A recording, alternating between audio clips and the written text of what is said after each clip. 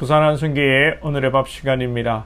9월 28일 토요일 오늘의 밥은 열왕기하 14장 17절로 29절 말씀입니다. 이스라엘 왕 여호아스의 아들 요아스가 죽은 후에도 유다의 왕 요아스의 아들 아마샤가 15년간을 생존하였더라. 아마샤의 남은 행적은 유다 왕 역대 지략에 기록되지 아니하였느냐. 예루살렘에서 무리가 그를 반역한 고로 그가 라기스로 도망하였더니 반역한 무리가 사람을 라기스로 따라보내 그를 거기서 죽이게 하고 그 시체를 말에 실어다가 예루살렘에서 그의 조상들과 함께 다윗성에 장사하니라.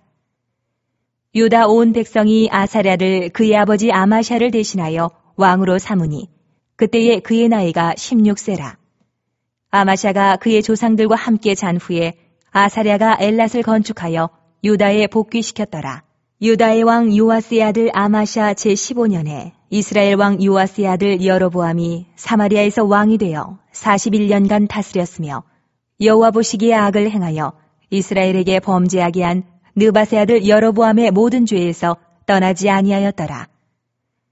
이스라엘의 하나님 여호와께서 그의 종 가드 헤벨 아미떼의 아들 선지자 요나를 통하여 하신 말씀과 같이 여로보암이 이스라엘 영토를 회복하되 하맛 어기에서부터 아라바 바다까지 하였으니 이는 여호와께서 이스라엘의 고난이 심하여 매인자도 없고 노인자도 없고 이스라엘을 도울 자도 없음을 보셨고 여호와께서 또 이스라엘의 이름을 천하에서 없이 하겠다고도 아니하셨으므로 요아스의 아들 여로보암의 손으로 구원하심이었더라. 여로보암의 남은 사적과 모든 행한 일과 싸운 업적과 다메섹을 회복한 일과 이전에 유다에 속하였던 하맛을 이스라엘에 돌린 일은 이스라엘 왕 역대 지략에 기록되지 아니하였느냐. 여로보암이 그의 조상 이스라엘 왕들과 함께 자고 그의 아들 스가랴가 대신하여 왕이 되니라. 오늘 본문은 어제 아마샤의 통치 종결과 북이스라엘 여로보암의 통치에 관한 것입니다. 어제 아마샤는 전쟁에서 이기고 교만하여 북이스라엘과의 전쟁을 벌이게 되고 패하게 되었습니다. 아마샤는 예루살렘에서 생긴 이제 쿠데타로 인해서 죽게 되고 그 아들 아사랴가 왕이 됩니다.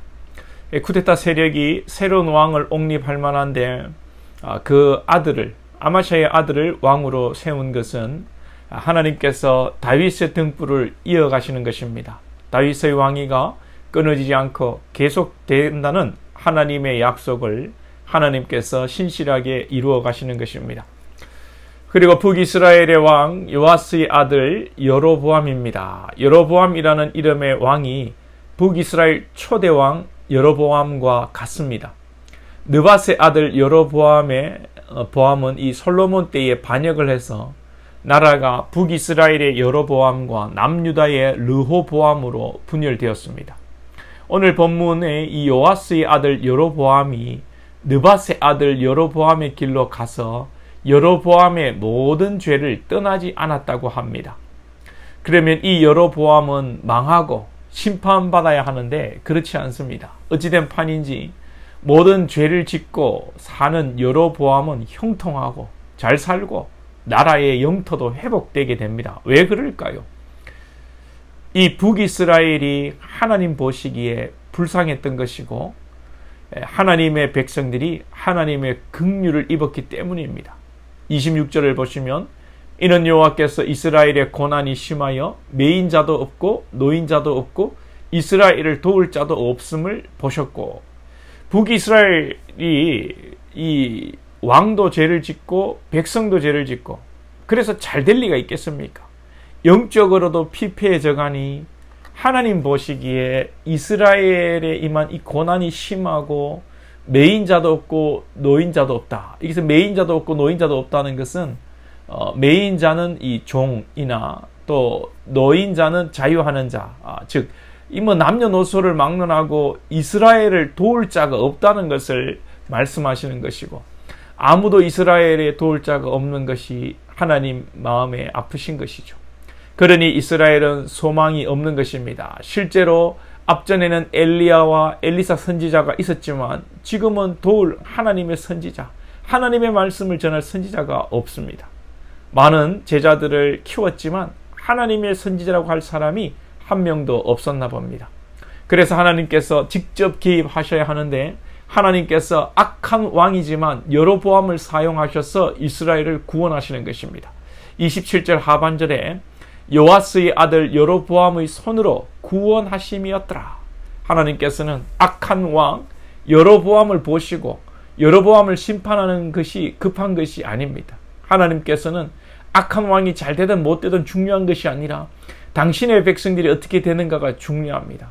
하나님의 시선은 당신의 택한 백성들에게 있는 것입니다. 그래서 악한 왕을 잘 되게 했더라도 하나님의 백성에게 하나님께서 은혜를 베푸시고 복 주시기를 원하는 것입니다. 여러분들은 이 상황을 이해할 수 있습니까? 이 제3자의 입장에서 보면 어떻게 하나님께서 악한 자를 형통하게 하실 수 있나라는 우리의 이 정의감에 하나님의 이 일하심을 이해하지 못할 수도 있습니다. 이것은 우리가 당하지 않았기 때문에 강 건너 불보듯 하기 때문에 하는 이야기일 수 있습니다. 만약에 우리가 핍박을 받고 억압을 받고 빼앗기는 이스라엘의 백성이라면 도우시는 하나님을 찬양할 것입니다. 지금 내가 당장 죽게 생겼는데 악한 자를 통해서 내가 살아난다고 하면 악한 자가 형통하다 벌을 받다 내게 무슨 상관입니까? 그죠? 우리 인간이 그래요. 우리가 악한 자의 형통을 옳으냐 그러냐 하는 것은 아직도 내가 살만하고 내가 판단할 수 있는 여유가 있고 내가 하나님의 자리에 앉아 있다는 것입니다. 그러나 이제 우리가 영의 눈을 뜨고 우리의 영적 시선이 하나님께로 향하고 하나님의 일하심에 우리 시선이 고정되기 원합니다. 우리 삶과 생각의 기준은 철저하게 하나님 중심이어야 합니다. 내 기준이 되면 안 됩니다. 내 생각으로 누가 잘했나 못했나 따지면 안 됩니다. 우리의 판단과 생각은 대부분 틀리기 때문입니다. 그래서 우리는 항상 하나님의 말씀의 기준으로 생각하고 행해야 됩니다. 그리고 한 번 더 생각할 것은 여로보암이 잘해서 형통한 것이 아니다는 것입니다. 하나님께서 하실 일이 있기 때문에 여로보암을 잠시 형통하게 하신 것입니다.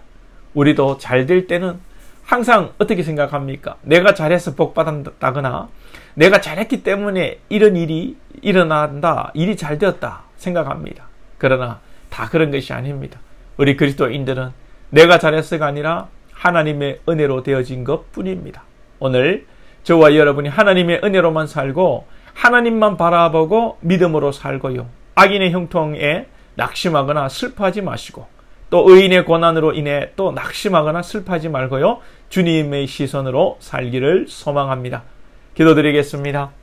하나님 아버지, 우리는 우리의 정의감과 우리의 편협한 생각으로 판단하며 의인의 고난을 억울해하며 또 악인의 형통을 배아파하고 또 견딜 수 없는 마음을 가질 때가 있습니다.